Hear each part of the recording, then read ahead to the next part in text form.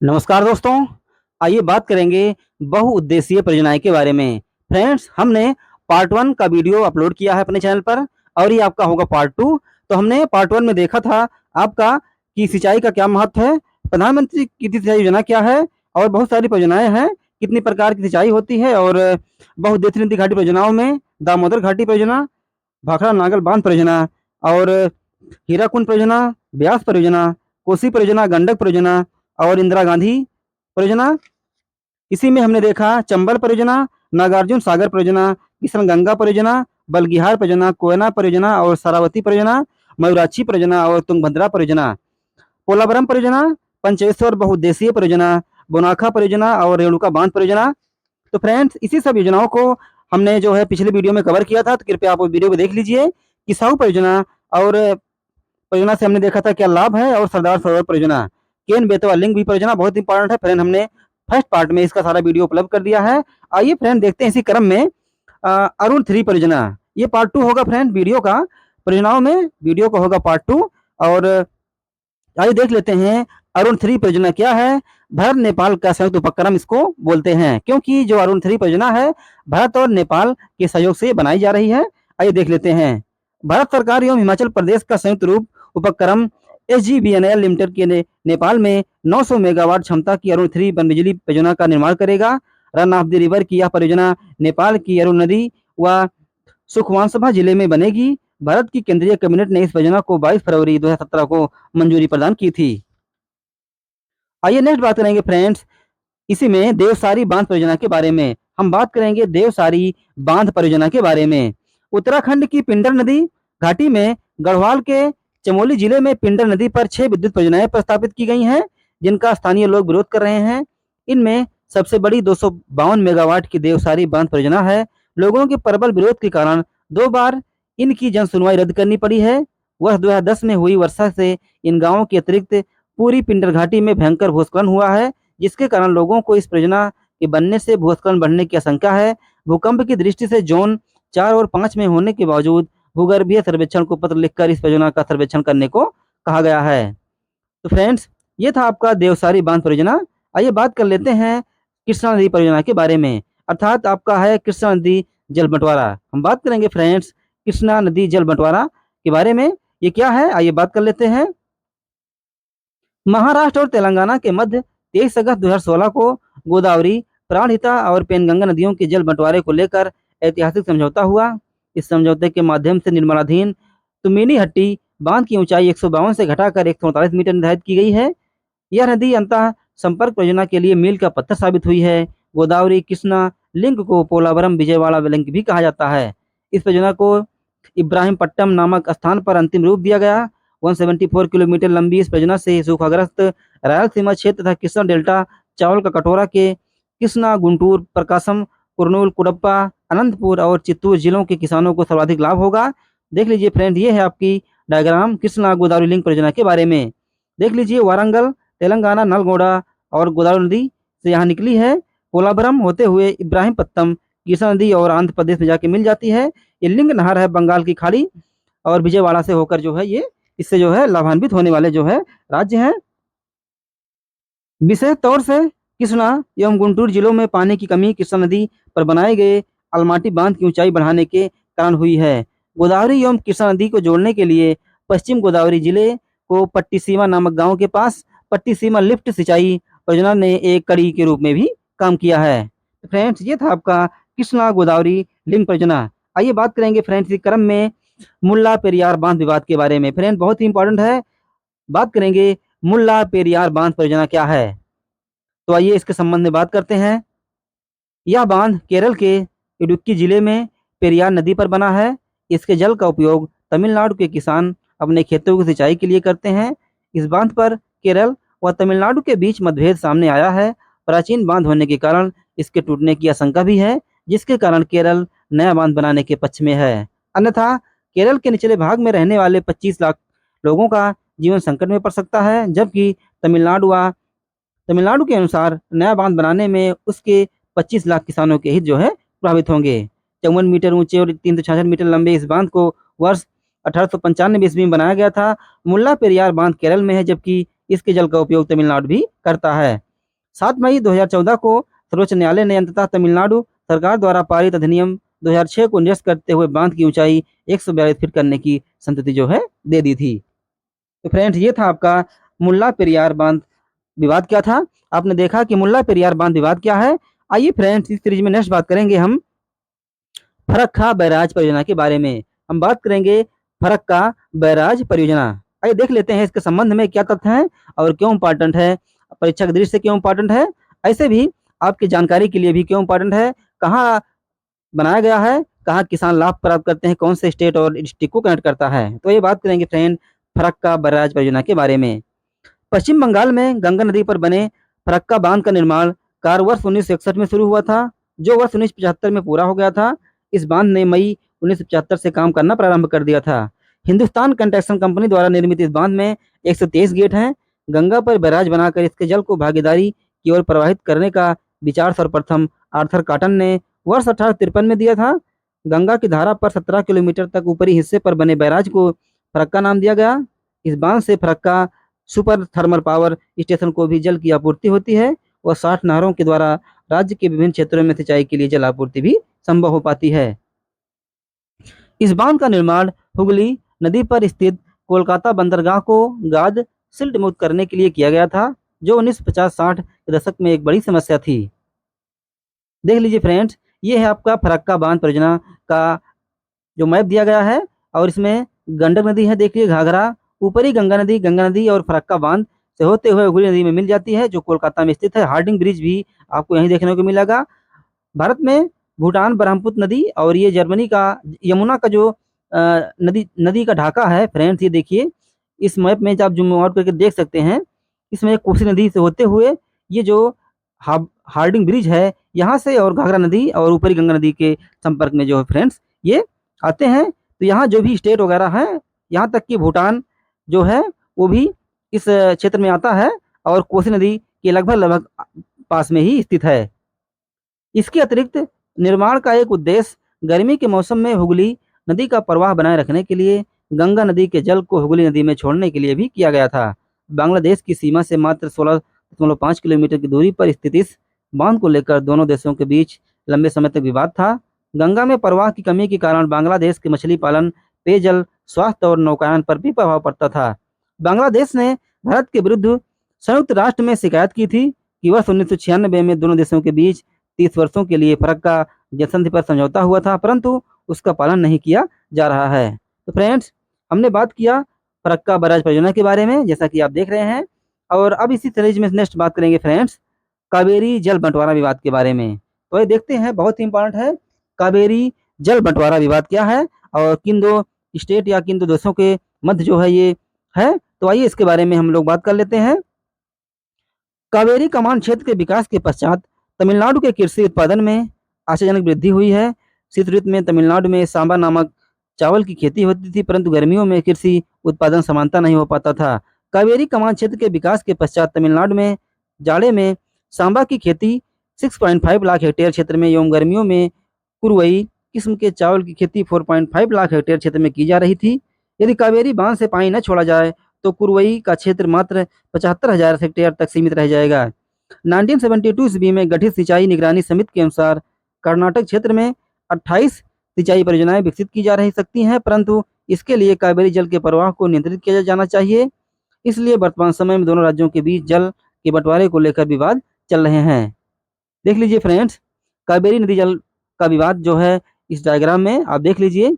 देख लीजिए फ्रेंड्स, कर्नाटक और आंध्र प्रदेश उत्तर पश्चिमी क्षेत्र में किस तरीके से, और ये तमिलनाडु, केरल और कराईकनाल, पुदुचेरी, यहाँ से ये हेमावती, शिमला, हेरगी, केआर सागर, कामिनी और मेट्टूर बांध है, सुवर्णवती, भवानी लोअर और भावनी, अमरावती, ग्रैंड एनिकट और इस प्रकार का विवाद जो है यहाँ देखने को मिलता है। देख लीजिए फ्रेंड डायग्राम में, क्योंकि डायग्राम इसी दृष्टि से लगाया गया है ताकि आप डायग्राम में सारी चीज़ें जो है समझ पाएँ और इसे जो है एक एक करके कंठस्थ कर पाएँ। फ्रेंड्स, डायग्राम को बहुत ही बारीकी से आप देखिए ताकि जो भी चीज़ें हों आपको क्लियर हो जाएँ। चलिए डायग्राम के बाद इसमें बात कर लेते हैं। वर्तमान समय में समस्या के समाधान के लिए कावेरी नदी बेसिन प्राधिकरण बनाया गया है, जो संपूर्ण नदी बेसिन के विकास का कार्यक्रम तय करेगा।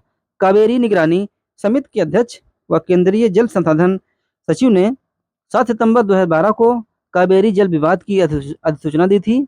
समिति ने कर्नाटक को दिसंबर में तमिलनाडु के लिए 12 टीएमसी जल छोड़ने का अंतरिम आदेश भी दिया है। कर्नाटक, तमिलनाडु के अतिरिक्त केरल व पुडुचेरी भी इस समिति के मेंबर हैं।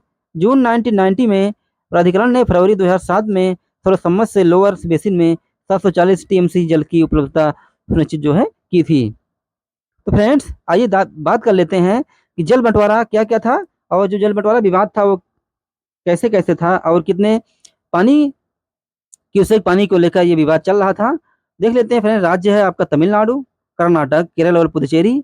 इसमें जल की मात्रा जो है 419 टीएमसी, 270 टीएमसी और केरल में 30 टीएमसी और पुडुचेरी में 60 टीएमसी की बात चल रही थी। टीएमसी में होगा फ्रेंड 1000 मिलियन क्यूबिक।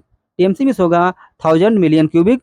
तमिलनाडु में 419 1000 मिलियन क्यूबिक और कर्नाटक में 270 1000 मिलियन क्यूबिक और केरल में 30,000 मिलियन क्यूबिक और पुडुचेरी में 7,000 मिलियन क्यूबिक जल की बात थी।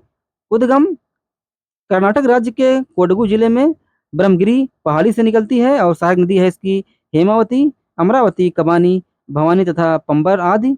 प्रवाहित क्षेत्र है कर्नाटक तमिलनाडु कराईकाल में और बांध जलाशय इसमें मेत्तूर बांध, सेलम जिला स्टेनली बांध, होगेनकाल जलप्रपात बांध, धर्मापुरी शिव समुद्रम जलाशय।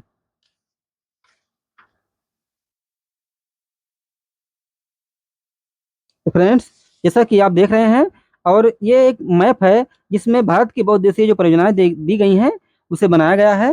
देख लीजिए इसमें।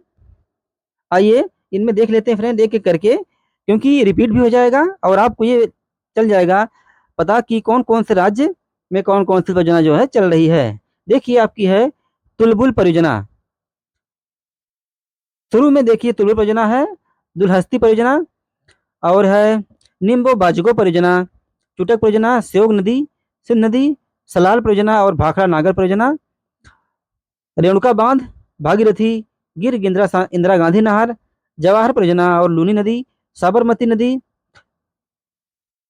सरदार सरोवर, अलमाटी बांध, शरावती परियोजना और शिव समुद्रम परियोजना, पेरियार नदी पर, पेरियार परियोजना, इडुक्की परियोजना, पराम्बिकुलम परियोजना और अलियार परियोजना। फ्रेंड देख लीजिए इस मैप में आपको सारी चीजें क्लियर हो जाएंगी, क्योंकि इंडिया का मैप है और इंडिया के मैप में जो भी भारत की बहुउद्देशीय परियोजनाएं थी उसको यहाँ बताया गया है और इसको आप आसानी से देख लीजिए, क्योंकि कई कई कंट्री भी इसमें शामिल हैं, कई स्टेट भी हैं, कई डिस्ट्रिक्ट भी हैं, उत्तर दक्षिण पूर्व पश्चिम जो भी गलियारे हैं उनके माध्यम से ये मैप में आप देख लीजिए। कलिंपोंग परियोजना और अंडमान और निकोबार द्वीप समूह आपको यहाँ लास्ट में मिल जाएगा। तो आप देख लीजिए फ्रेंड इसको बहुत ही बारीकी से अध्ययन करिए, क्योंकि इसमें सारी चीजें आपको कंठस्थ करने के लिए ही लगाई गई हैं। तो आइए देख लेते हैं फ्रेंड्स नदियों के संबंध में पड़ोसी देशों के साथ समझौते।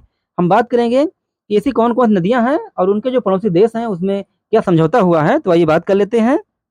संधि है आपकी शारदा महाकाली, देश आपका है नेपाल और इसका जो समझौता हुआ था वर्ष 1996 की महाकाली संधि, जिसमें पंचेश्वर बहुउद्देशीय परियोजना शामिल है। कोसी देश नेपाल में स्थित है और इसकी जो समझौते की प्रकृति थी, नेपाल में कोसी बैराज के निर्माण के संबंध में वर्ष 1954 का समझौता 1966 में संधित हुआ था और गंडक संधि थी ये नेपाल में भी, ये भी प्रस्तावित है और नेपाल में गंडक बैराज निर्माण के संबंध में 1959 का समझौता था।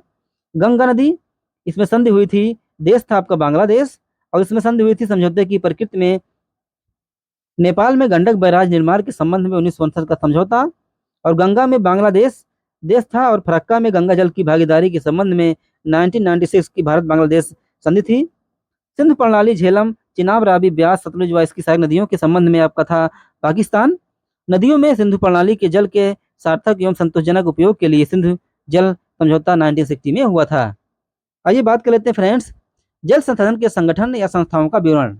हम बात करेंगे जल संसाधन के संगठन और संस्थाओं का विवरण। तो संस्थान और संगठन में आपका होगा केंद्रीय जल विद्युत तथा अनुसंधान केंद्र। इसकी स्थापना वर्ष 1916 में की गई थी। स्थान था खड़गवासला जो पुणे में स्थित है। आपको बता दें फ्रेंड्स यूपीएससी का मुख्यालय भी खड़गवासला पुणे में स्थित है और इसका विवरण आप देख लेते हैं।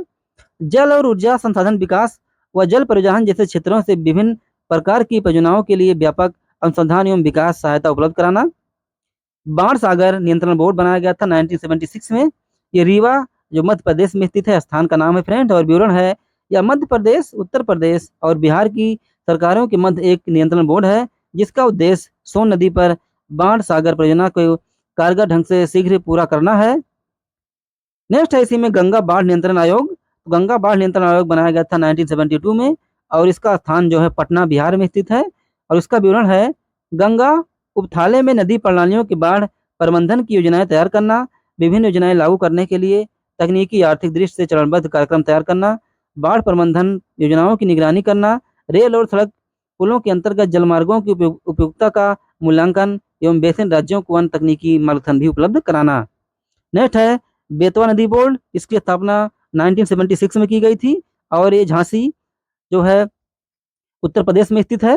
तो फ्रेंड्स, इसका विवरण हम देख लेते हैं, क्योंकि केन बेतवा लिंक परियोजना जो आपकी थी बहुत ही इंपॉर्टेंट थी। और केन बेतवा लिंक परियोजना में देखिए कौन कौन सा ये इसमें बनाया गया था, तो ये देख लेते हैं। इसमें है आपका मध्य प्रदेश और उत्तर प्रदेश की संयुक्त उद्यम राजघाट बांध का नाम बदलकर रानी लक्ष्मीबाई सागर रखा गया। इसमें राजघाट बांध का नाम बदलकर रानी लक्ष्मीबाई सागर रखा गया।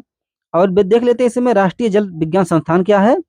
इसकी स्थापना 1978 में की गई थी, और ये रुड़की उत्तराखंड में स्थित है। देखते हैं इसका विवरण। जल विज्ञान के सभी पहलुओं में सुव्यवस्थित और वैज्ञानिक कार्य प्रारंभ करना, उन्हें बढ़ावा देना और उनमें समन्वय स्थापित करना। राष्ट्रीय जल विकास एजेंसी, तो हमारा संगठन होगा नेक्स्ट है राष्ट्रीय जल विकास एजेंसी। इसकी स्थापना 1982 में की गई थी, और स्थान है दिल्ली। इसमें संबंध में क्या विवरण था, ये बात कर लेते हैं। जल विज्ञान के सभी पहलुओं में व्यवस्थित और वैज्ञानिक कार्य शुरू करना, उन्हें बढ़ावा देना और उनमें समन्वय स्थापित करना। नेक्स्ट है संगठन और संस्थान में तुंगभद्रा बोर्ड। और तुंगभद्रा बोर्ड की स्थापना 1953 में की गई थी।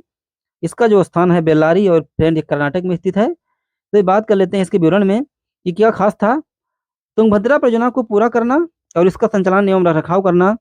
बोर्डों को तुंगभद्रा परियोजना के उस हिस्से को पूरा करने का दायित्व सौंपा गया है जो कर्नाटक और आंध्र प्रदेश का साझा हिस्सा है। तो फ्रेंड्स, यहाँ तक था आपका कि संगठन और उनका स्थापना वर्ष कब था, किस स्थान पे ये संगठन बनाए गए हैं, लगाए गए हैं, और उनका विवरण क्या था, किस संबंध में वो चीज़ें जो है इंपॉर्टेंट सकती हैं। तो हमने फ्रेंड्स यहाँ तक देखा। आइए फ्रेंड्स, हम देखेंगे हम नदी बेसिन कार्यक्रम के बारे में। हम देखेंगे कि क्या है आपका नदी बेसिन कार्यक्रम। तो ये बात कर लेते हैं। नदी बेसिन कार्यक्रम संपूर्ण नदी अपवाह क्षेत्र के लिए बनाई जाने वाली परियोजना होती है। उदाहरण के लिए यदि कावेरी नदी बेसिन के लिए योजना बनाई जाए तो केरल और कर्नाटक के पर्वतीय भागों में जल विद्युत, कर्नाटक के पठारी भागों में पशुपालन एवं तमिलनाडु व पुदुचेरी के मैदानी भागों में कृषि का विकास किया जा सकेगा। इस प्रकार संपूर्ण नदी बेसिन में क्षेत्र में रहने वाले लोग लाभान्वित होंगे। इसलिए अब कमान क्षेत्र के स्थान पर नदी बेसिन विकास की अवधारणा पर अधिक बल दिया जा रहा है। ऐसी परियोजनाओं के सफल कार्यान्वयन के लिए नदी बेसिन के जल संसाधनों का संरक्षण जरूरी है, परंतु मुख्य समस्या यह है कि विभिन्न नदियां कई राज्यों से होकर बहती हैं एवं राज्य जल संसाधनों के बारे में भ्रामक सूचनाएं दे सकते हैं। साथ ही राज्य सूची का विषय होने के कारण जल संसाधनों के बंटवारे व उसके उपयोग करने के तरीकों के बारे में विवाद भी हो सकता है। अतः नदी बेसिन परियोजना को लागू करने के लिए व उसकी प्रभावता को बढ़ाने के लिए नदी जल को राष्ट्रीय सूची का विषय बनाने की ओर भी पहल आवश्यक है। वर्तमान में 23 बृहद नदी बेसिन व 200 लघु नदी बेसिन हैं, जिन्हें पदानुक्रमित करते हुए विकास योजनाएं बनाई जा रही हैं। वाटरशेड विकास वस्तुतः नदी बेसिन की ही छोटी इकाई के अंतर्गत आता है, जिसमें औसतन 500 हेक्टेयर भूमि शामिल की जा सकती है। जिसमें औसतन 500 हेक्टेयर भूमि जो है शामिल की जा सकती है।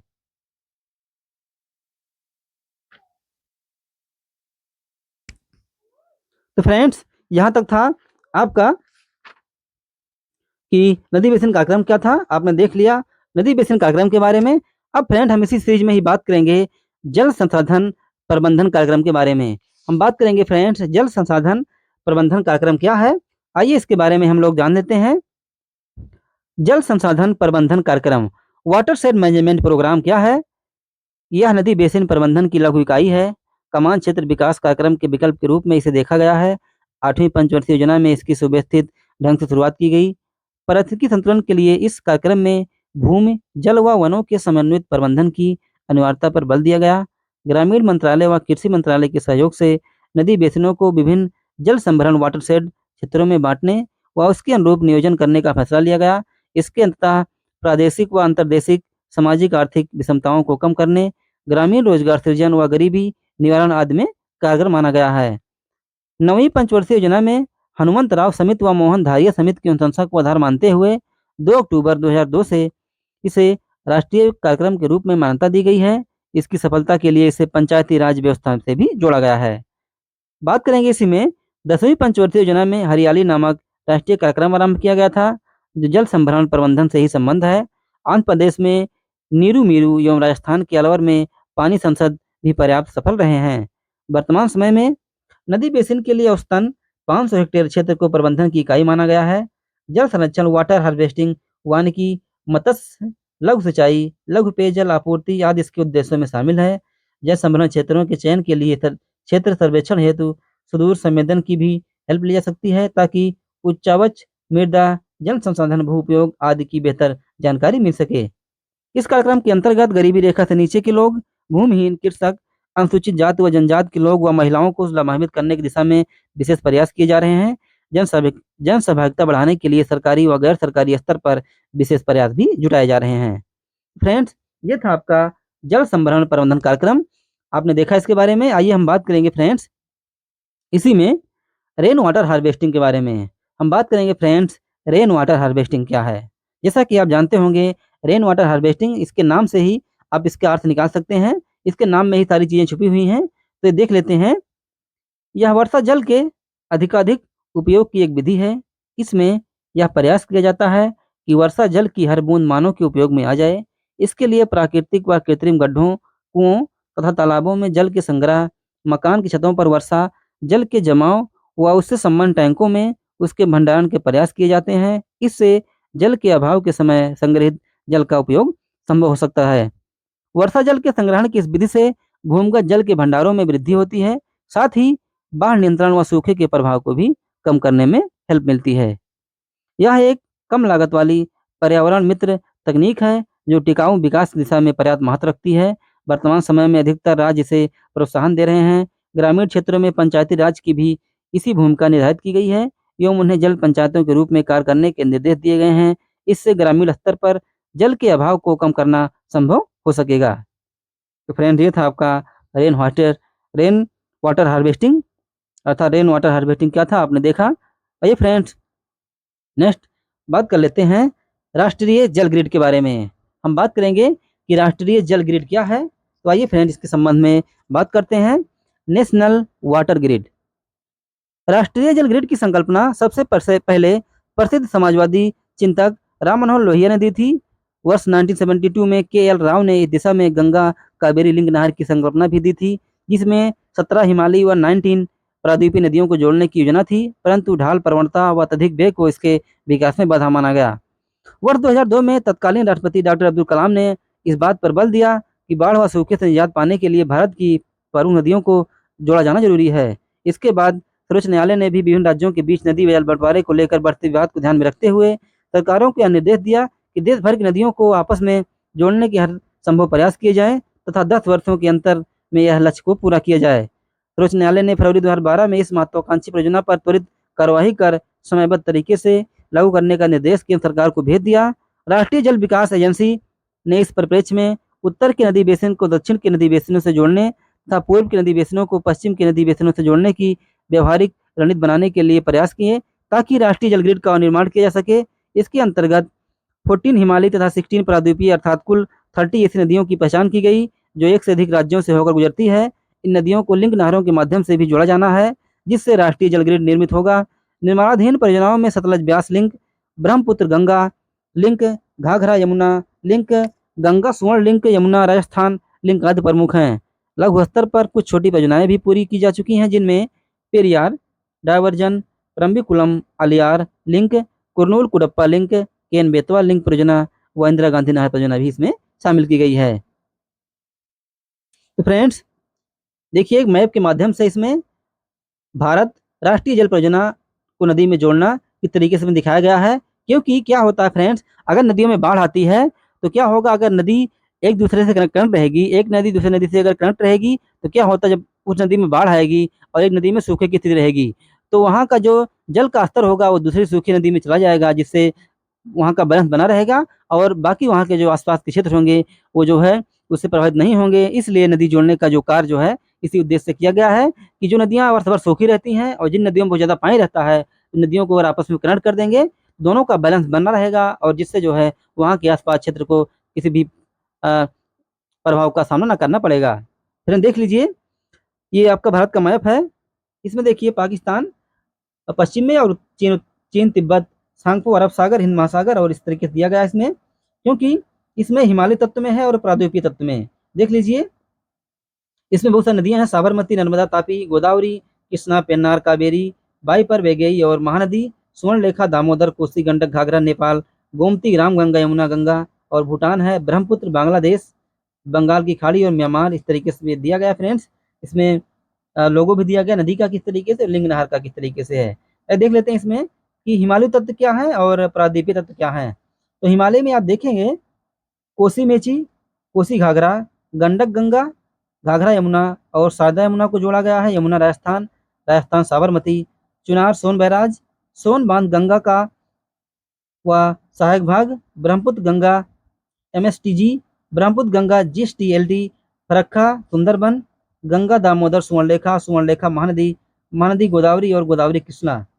प्रायद्वीपीय में देखेंगे गोदावरी ईचमपल्ली, लो डैम, कृष्णा नागार्जुन सागर टेल पांड, गोदावरी है पोलावरम और कृष्णा विजयवाड़ा, कृष्णा अलमट्टी पेन्नार, कृष्णा त्रिशैलम पेन्नार और कृष्णा नागार्जुन सागर, ये सब प्रायद्वीपीय तत्व में आते हैं।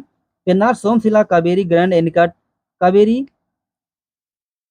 और वैगई गुंडार है, केन बेतवा, पार्वती, काली सिंध, चंबल और पार तापी, नर्मदा, दमन गंगा, पिंजाल, बेहती, वर्धा, नेत्रवती, हेमावती, पंबा, अचंकाबिल, वाइपार।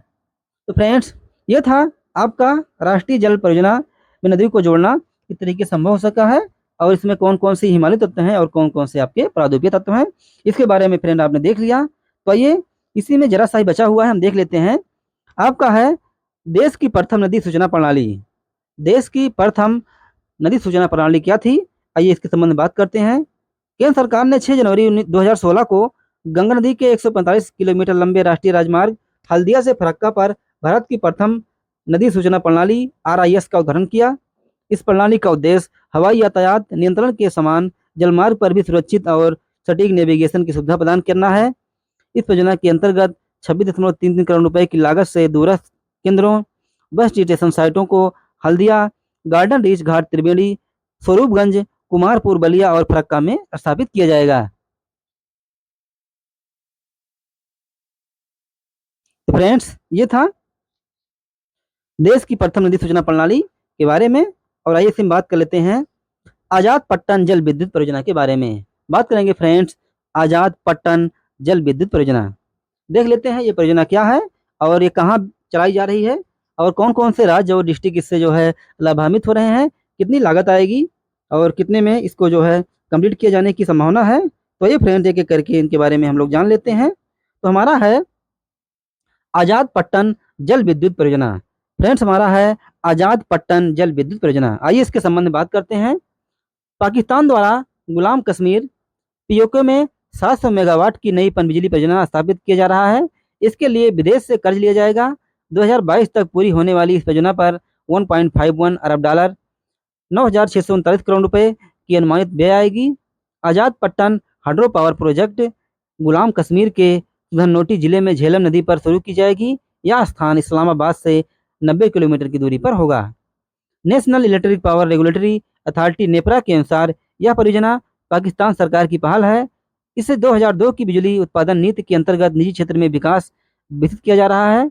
विश्व में बिजली उत्पादन में 16% योगदान पनबिजली का है, जबकि पाकिस्तान में 28% बिजली उत्पादन पनबिजली से होता है। तो ये था फ्रेंड्स आजाद पट्टन जल विद्युत परियोजना के बारे में। आइए बात करेंगे नेक्स्ट, इसी में है खोलो गंछू जल विद्युत परियोजना के बारे में। आपका फ्रेंड खोलो गंछू जल विद्युत परियोजना, आइए देख लेते हैं इसके संबंध में। यह भारत एवं भूटान के बीच पहली संयुक्त उद्यम परियोजना होगी। इस परियोजना के संयुक्त उद्यम साझेदारों में भारत का सतलज जल विद्युत निगम और भूटान का डूक ग्रीन पावर कॉरपोरेशन शामिल होंगे। रन ऑफ द रिवर को पूर्वी भूटान के त्रासिंगत से जिले में खोचुंगची नदी के निचले हिस्से पर स्थापित किया जाएगा। इस परियोजना के वर्ष 2025 की दूसरी छमाही में पूरी होने की संभावना है। इसका निर्माण दोनों देशों के बीच 50-50 संयुक्त उद्यम भागीदारी के रूप में भी किया जाएगा। तो फ्रेंड्स, ये था आपका खोलोंगच्छू जल विद्युत परियोजना। तो खोलोंगच्छू जल विद्युत परियोजना के बाद हम देखेंगे फ्रेंड्स कि नदी संयोजन क्या है, अर्थात इंटरलिंकिंग रिवर क्या है। और इंटरलिंकिंग रिवर में हम फ्रेंड देखेंगे कि इंटरलिंकिंग रिवर में क्या है, कौन कौन सी नदियाँ जो है इंटरलिंक की गई हैं और कौन कौन से इसमें प्रोजेक्ट वगैरह चलाए गए हैं। तो आइए इसके बारे में बात कर लेते हैं। तो हमारा होगा फ्रेंड्स, जो टॉपिक चल रहा है इस समय वो आपका होगा नदी संयोजन, अर्थात है इंटरलिंकिंग रिवर। आइए देख लेते हैं कि इंटरलिंकिंग रिवर क्या है और किस तरीके से ये जो है लाभान्वित करती है। इसमें देख लेते हैं, देश का एक बड़ा भूभाग सूखा एवं बाढ़ से प्रभावित रहता है। सूखा और बाढ़ एक ही सिक्के के दो पहलू हैं। इस समस्या के हल के लिए 1982 में राष्ट्रीय जल विकास प्राधिकरण का गठन किया गया था। राष्ट्रीय जल विकास प्राधिकरण गठन का मुख्य उद्देश्य नेशनल वाटर नेटवर्क की पहचान करना था। अंततः राष्ट्रीय जल विकास प्राधिकरण ने 30 नदियों की पहचान की है जिनको आपस में एक दूसरे से जोड़ा जाना है। इस कार्यक्रम में बड़ी नदियों को प्रमुखता से शामिल किया गया है। राष्ट्रीय जल विकास प्राधिकरण ने 6 नदी जुड़ाव स्थलों पर काम करने की संतुलित की है तथा 3 चरणों में इसे पूरा करने की बात कही गई है। प्रथम चरण में प्रमुख प्रायद्वीपीय नदियों महानदी गोदावरी, कृष्णा और कावेरी को शामिल किया गया है। द्वितीय चरण में प्रायद्वीपीय भारत की छोटी नदियां एक दूसरे से जोड़ने की बात कही गई जिनमें केन बेतवा और पार तापी नदियां शामिल हैं। तृतीय चरण में गंगा और ब्रह्मपुत्र की सहायक नदियों को एक दूसरे से जोड़ने का भी प्रावधान किया गया है। तो फ्रेंड्स, ये था आपका इंटरलिंकिंग रिवर। और आप देखेंगे फ्रेंड्स, जो भी इसमें चलाई गई है परियोजना, 2 परियोजना इसमें रह गई फ्रेंड्स शेष, इसमें हम देख लेते हैं। तो हमारा है पहला नमामि गंगे परियोजना। इसके बारे में बात करेंगे फ्रेंड्स। जैसा कि आप देखते भी होंगे और जो भी गवर्नमेंट का प्लान रहता है वो सभी के लिए जनहित में होता है और नमामि गंगे परियोजना भी गवर्नमेंट का ही प्रोग्राम है। और देख लेते हैं इसके बारे में। आइए, नमामि गंगे परियोजना 19 दिसंबर 2017 को केंद्रीय जल संसाधन नदी विकास और गंगा संरक्षण राज्य मंत्रालय ने नमामि गंगे कार्यक्रम के तहत उत्तराखंड में 905 करोड़ रुपए की कुल लागत वाली 32 परियोजनाओं की आधारशिला रखी। 32 परियोजनाओं में से 871.74 करोड़ की कुल लागत वाली 20 परियोजनाएं सीवर शोधन तथा उत्तराखंड में आधारभूत संरचना के निर्माण से संबंधित हैं। इस कार्यक्रम में 12.83 करोड़ की लागत से तैयार 2 सीवर संशोधन परियोजनाओं का उद्घाटन किया जाएगा। वर्ष 2020 तक इस परियोजना पर 20,000 करोड़ रुपए व्यय करने की योजना बनाई गई है। इस परियोजना में स्थानीय स्वशासन एवं पंचायती राज संस्थाओं को भी शामिल किया गया है। यह कार्यक्रम राष्ट्रीय स्वच्छ गंगा मिशन द्वारा लागू किया जा रहा है। यह कार्यक्रम आपको बता दें कि राष्ट्रीय स्वच्छ गंगा मिशन के माध्यम से लाया जा रहा है और लागू किया जा रहा है। फ्रेंड्स, आइए इसी में नेक्स्ट बात करेंगे राष्ट्रीय नदी संरक्षण योजना। बात करेंगे फ्रेंड्स, राष्ट्रीय नदी संरक्षण योजना क्या है। आइए इसके संबंध में बात करते हैं। गंगा परियोजना के क्रियाकलापों का पहला चरण 1985 ईस्वी में आरंभ किया गया जिसे 31 मार्च 2000 को बंद कर दिया गया। राष्ट्रीय नदी संरक्षण प्राधिकरण की कार्यकारी समिति ने गंगा परियोजना के प्रथम चरण की प्रगति की समीक्षा की तथा गंगा परियोजना के प्रथम चरण में प्राप्त अनुभवों के आधार पर आवश्यक सुझाव दिए। इस परियोजना को देश की प्रमुख प्रदूषित नदियों में राष्ट्रीय नदी संरक्षण योजना के अंतर्गत लागू किया गया है। गंगा परियोजना के दूसरे चरण को राष्ट्रीय नदी संरक्षण योजना के अंतर्गत शामिल किया गया है। विस्तृत राष्ट्रीय नदी संरक्षण योजना में अब 16 राज्यों को 27 नदियों के किनारे बसे 152 शहर शामिल होंगे। इस कार्य योजना के तहत 57 जिलों में प्रदूषण को कम करने के लिए कार्य किया जा रहा है। तो फ्रेंड्स, यहाँ तक हमारा टॉपिक पूरा हो जाता है। हमने जो बहुउद्देशीय परियोजनाएं हैं हमने उनके बारे में आपको डिटेल जानकारी दी। ये वीडियो हमारा 2 पार्ट में था फ्रेंड्स, फर्स्ट पार्ट और सेकंड पार्ट। तो आपको बता दें कि ये पार्ट जो है हमने इस तरीके से बनाए हैं ताकि आपकी परीक्षा की दृष्टि से ये इंपॉर्टेंट हो सके और इसमें एक-एक चीज़ें, एक-एक तथ्य जो बताया गया है वो आपकी परीक्षा की दृष्टि से बहुत इंपॉर्टेंट है। तो कृपया वीडियो को आप देखिए और वीडियो को देखने के बाद हमें बताइए कि हमारा वीडियो कैसा लगा। अगर हमारा प्रयास आपके लिए अच्छा लगेगा तो हम इस तरीके से और आपके लिए प्रयास करते रहेंगे। और आपको बता दें कि अगर आपको चाहिए कि मेरे चैनल की नोटिफिकेशन आपको मिले तो कृपया बेल आइकन दबाइए, बेल आइकन प्रेस कीजिए जिससे हमारे चैनल की जो नोटिफिकेशन होगी वो आप तक सबसे पहले पहुँचेगी। और अगर आपका कोई शिकायत सुझाव होगा तो कृपया कमेंट बॉक्स में, आप फ्री हैं, आप आज़ाद हैं क्योंकि कमेंट बॉक्स आपके लिए ही बनाया गया है और आप कमेंट बॉक्स में बताइए अगर कोई शिकायत सुझाव होगी तो हमें उसके लिए मोटिवेशन का कार्य करेगी, क्योंकि अगर हमारा वीडियो आपको अच्छा होगा तो हमें एक प्रकार से मोटिवेशन मिलेगा, और अगर हमारा वीडियो आपके लिए अच्छा नहीं होगा तो हमें उसमें कुछ सुधार करने की आवश्यकता होगी, और वो सुधार हमारे लिए जो है अच्छा रहेगा। और अगली बार जब भी वीडियो हमारा आपके लिए जाएगा तो उसमें हम आवश्यक सुधार करके ही वीडियो को अपलोड करेंगे। तो कृपया देखिए, और अगर आपको वीडियो ज़रा भी अच्छा लगा हो तो कृपया इसे अपने दोस्तों रिश्तेदारों में भी सेंड कीजिए, ताकि वो भी इस वीडियो के माध्यम से ये उपयोगी जानकारी ले सकें। और आपको बता दें फ्रेंड्स कि जल्द ही हम मिलेंगे आपसे एक नए टॉपिक के साथ। तो यहाँ तक हमारा साथ था आपका और हमारा, इसके लिए आपका बहुत बहुत धन्यवाद। और इसी के साथ वीडियो को एंड करते हैं। तो आपका दिन शुभ हो। Have a great day. Thank you.